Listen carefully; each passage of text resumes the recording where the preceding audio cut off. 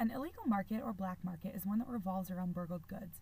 Any illegal market would cease to exist if there weren't consumers willing to purchase these goods. Over the last 20 years, the antiquities market has exploded, which in turn has magnified the rating of artifacts. The black market for antiquities hinders further progress in archaeology by removing the details associated with the antiques. By looting or stealing any artifact, the thief erases that artifact's contextual evidence. Poorer countries seem to have more artifacts to protect, yet less means to protect them. The process begins with the actual theft of the artifact, usually by poverty-stricken citizens. The thieves then go on to sell the plundered goods for little money to illegitimate art dealers, otherwise known as the middleman. Oftentimes, transporting these goods poses dangers to the people involved, as well as the surrounding communities. These so-called middlemen proceed to sell the stolen artifacts to consumers that are willing to purchase them at a much higher price. The trade of illicit artifacts occurs in a variety of ways: on the public international art market at dealer shops, over the internet, through traditional auction sales in prestigious auction houses, and also invisibly through an underground network. Across history, many stolen artifacts have made their way across countries and into the hands of the elite buyers. One interesting case involving the theft of artifacts is the theft of the mythological hero Heracles. The 1800-year-old sculpture known as the Weary Heracles of Lysippus was cut in half at the torso. The upper portion belongs to the Museum of Fine Arts in Boston. The bottom half, however, is miles away in Antalya, Turkey. Experts believe that the bottom half was probably looted from an excavation site in Turkey around 1980 and smuggled into the U.S. Negotiations with Turkey began in the early 1990s regarding a way to allow the two halves to be reunited, and in 2011 they came to an agreement to allow both halves to reside in Turkey. Another unique story occurred in December of 2008. The head from a statue of King Amenhotep III was finally returned to Egypt after traveling to Switzerland, the United Kingdom, the United States, and finally returning to the United Kingdom, where it was kept in London before going back to Egypt.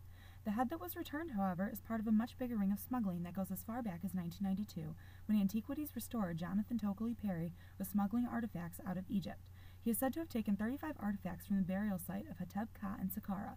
The most interesting part of this story is how Jonathan Tokely Perry smuggled the items from Egypt in the first place. The Egyptian Documentation Center had been producing replicas of such important artifacts, and in order to get the real artifacts out of the country, Jonathan Tokely Perry covered the artifacts in plaster and painted over the top to make the artifacts appear to be nothing more than the replicas of the original pieces. In 1994, Jonathan Tokely Perry was discovered to be smuggling antiquities when he attempted to sell papyrus rolls that were identified by a British museum curator as stolen artifacts. He was arrested in 1997 and the collection was returned to the Egyptian Museum in Cairo. However, although the collection had been returned, the head of King Amenhotep III was not included in the returned artifacts because it had already been sold to a New York antiquities dealer, Frederick Schultz, after traveling through Switzerland and the United Kingdom. The head was finally discovered in New York and Schultz was imprisoned and fined. This story is interesting in that it gives insight at the great lengths smugglers go to in order to get the artifacts out of their country of origin and put on the black market. Yet another example of smuggling is the case of the infamous Warka vase. The Warka vase, also known as the Uruk vase, is a carved alabaster stone vessel standing 3 feet tall. It was found in the temple complex of the Sumerian goddess Inanna in the ruins of the ancient city of Uruk. It is one of the earliest surviving works of narrative relief sculpture in Mesopotamia. The vase shows scenes of offerings to the goddess Inanna, hoping for a sacred marriage.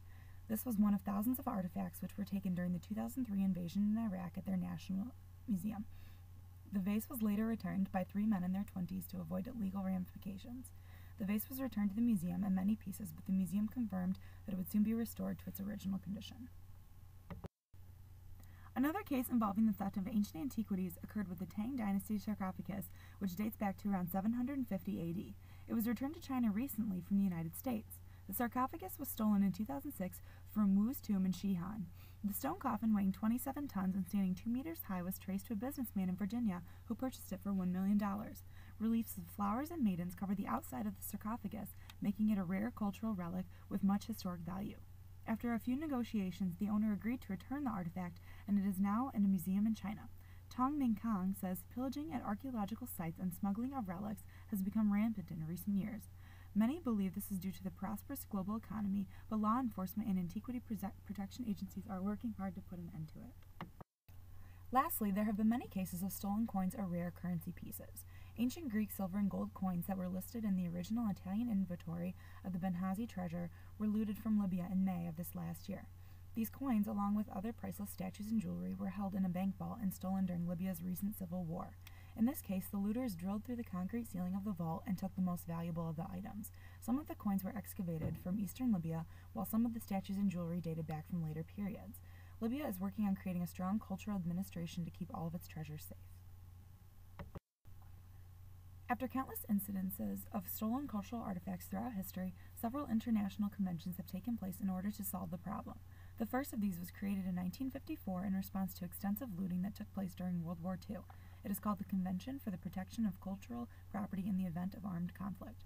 The parties involved in the agreement consented to put a stop to any form of theft, pillage, and any act of vandalism directed against cultural property. An international organization called UNESCO held two other conventions in the 1970s readdressing illicit antiquities issues. More recently, the Convention on Stolen or Illegally Exported Cultural Objects was held in 1995. The general purpose of this convention was to make small adjustments to the previous UNESCO convention in order to work out the kinks. Theft and trade of illegal antiquities remains the fourth or fifth biggest criminal industry in the world. In our opinion, these strides to prevent any further disturbances to ancient artifacts will prove to be a positive